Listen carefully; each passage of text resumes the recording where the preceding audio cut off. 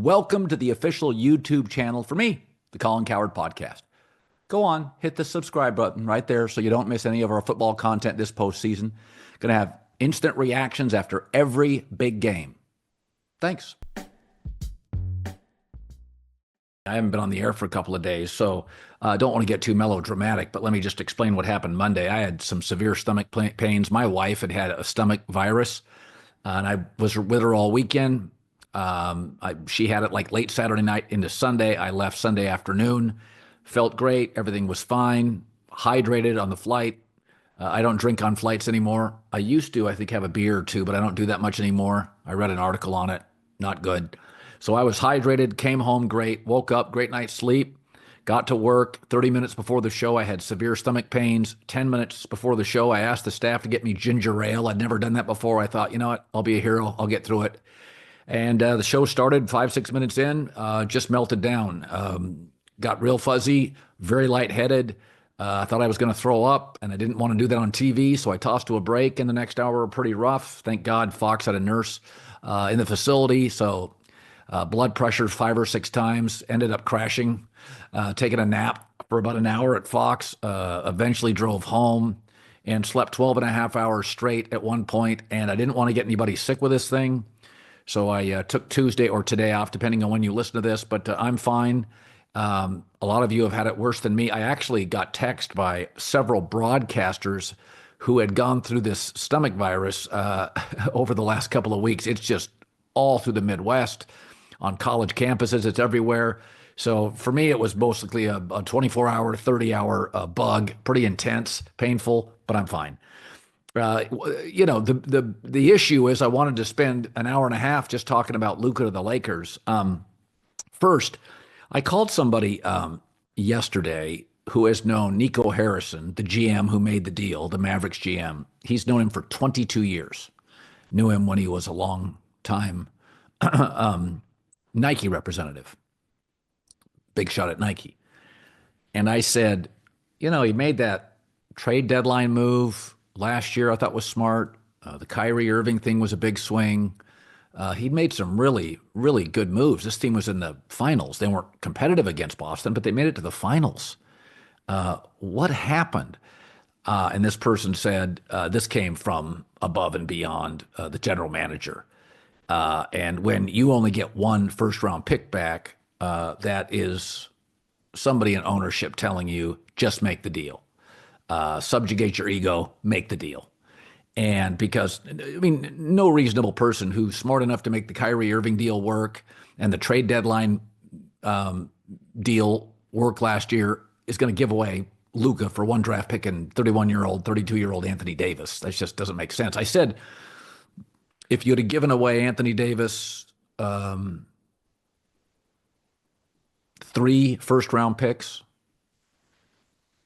maybe Austin Reeves, then I think you can make an argument. Anthony Davis and 1 first-round pick is not good enough, not close, and Nico Harrison's too smart to think it is. So that is pressure from upstairs. Is this the reason Mark Cuban sold? Is this privately the reason that Mark Cuban knew that he was going to have to make this move when he sold it a year ago? Because I was told by somebody I trust, a different source, but somebody I trust, that this is not something that just came up in the last month. They have been troubled, missed back-to-back training camps, or most of them, hurt on Christmas, hasn't come back, not going to be back for a few days. His defense is not good, and he's so ball-centric that by the playoffs, he can often look like an exhausted one-dimensional player, scoring only. And the other thing you have to think about is this. The Supermax contracts, extensions, they're a percentage of the salary cap. And depending on your accolades and what you've accumulated as a player, MVPs, multiple All-Stars, and Luka's been one of the fastest stars ever. Like LeBron, he's top 5 player instantly in the league, second year. So they were looking down the barrel, the new owner, at $70+ million annually.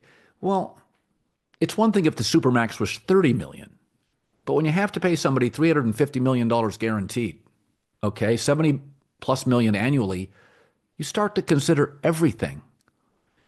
Defense, conditioning, Are you willing to do little things off the floor? Are you totally focused in the community? I mean, again, it's just like the rest of us in life. If I was making $30 million a year, $50 million a year in any business, they're considering everything. You're working holidays. You're never turning the phone off. I remember when I was at the other place, ESPN, George Bodenheimer, uh, who I struck up a friendship with.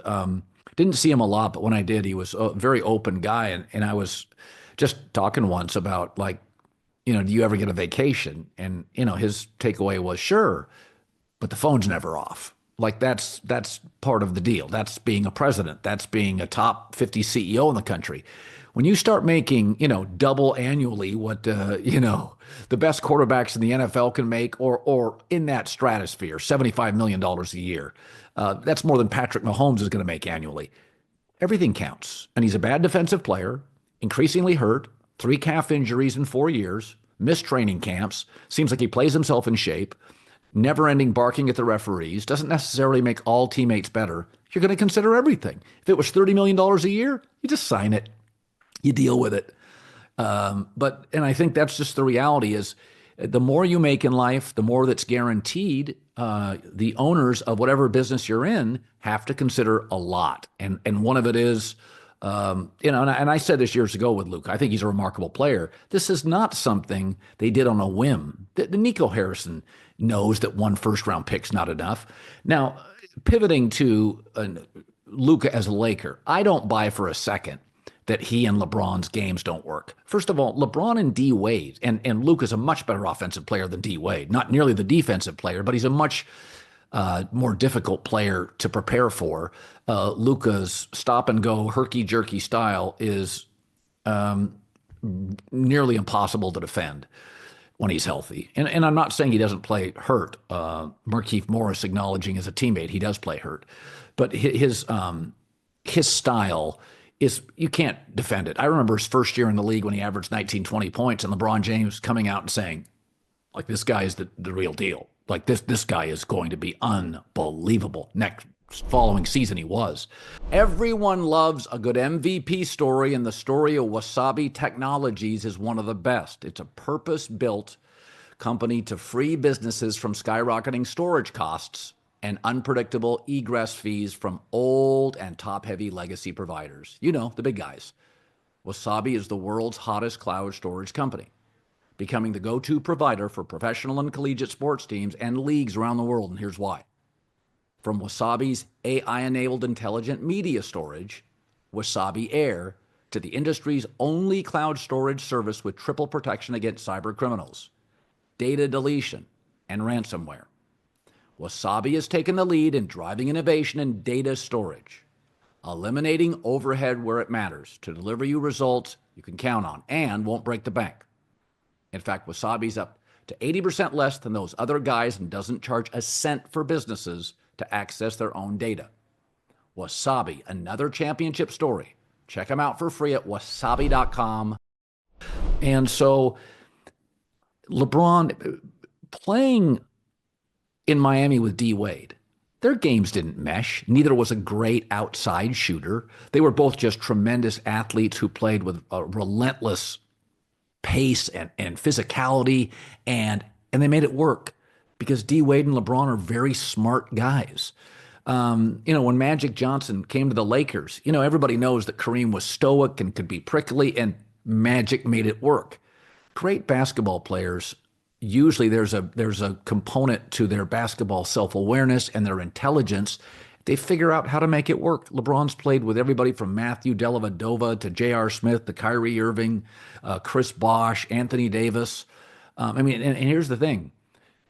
He worked with J.R. Smith, kind of a squirrely guy. He worked with Kyrie Irving, a high-maintenance guy. He worked with Anthony Davis, who had a reputation as kind of a soft player who wasn't willing to play through injuries. He's worked with everybody. He's going to work with Luka.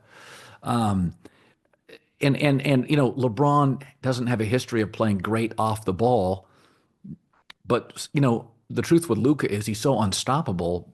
Sometimes playing off the ball is just watching him hit a three, watching him score. So I think it'll work. The Lakers, I do think, have a kind of a weird situation where Austin Reeves, Luka and LeBron all kind of need the ball to be the most effective.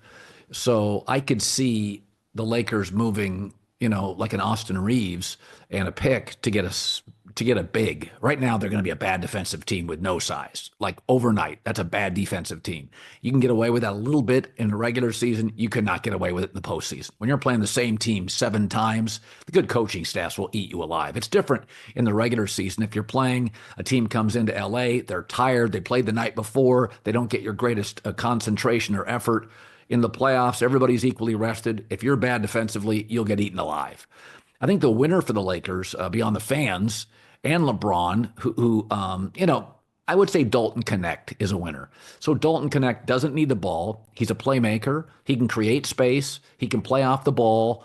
It'll be a LeBron Luka team. And I think Dalton Connect is a real winner here. The Tennessee volunteer rookie. I think he really fits into it. I don't know what you do with Austin Reeves. The fact that they didn't have to give away Austin Reeves is another reminder that Dallas was told to make this move. I mean, again, if I've been in enough negotiations in my life to know that large companies have layers and layers and layers of attorneys and people to go through. Very rarely does an organization make a horrible trade. There's too many eyes and ears that see it and hear about it. This felt like pressure down. Nico, close to the deadline. Make something happen now. And, the Lakers not only benefit from getting Luka, but keeping Austin Reeves and a first-round draft pick. That's insane. So the move doesn't make any sense at all. The Lakers obviously benefit. I mean, it's just interesting. If you look either through free agency or trades, the Lakers have gotten everybody from Wilt from the Sixers, Kareem from the Milwaukee Bucks in 1971, Kobe Bryant from Charlotte, Shaq and LeBron as free agents, and now Luka in a trade. I mean, it's just insane. I don't believe there's a conspiracy theorist. If I don't believe there's a conspiracy, excuse me. And the reason I don't is why were the Knicks bad for 20 years? Why is big market DC and big market Detroit and Atlanta and Philadelphia always underachieving? This was a trade partner that Luka, they knew that they could find a trade partner because Luka's going to re-sign. And, Dallas several years ago was interested in Anthony Davis. So I'd be interested in Anthony Davis. I agree with Charles Barkley. I think for the short term, I think Anthony Davis and the Mavericks are going to be a handful. They could probably use another shot creator. Maybe that's Austin Reeves. So do another deal. But I think Dallas is going to be a handful. And I think that if the Lakers get a big in size and a rim defender, they're going to be a handful as well. So I'm okay. Thanks for asking, but I didn't go through anything that 99% of you haven't gone through in your lives. It's a bad stomach virus. It's all over the country, all over college campuses, and I'm fine.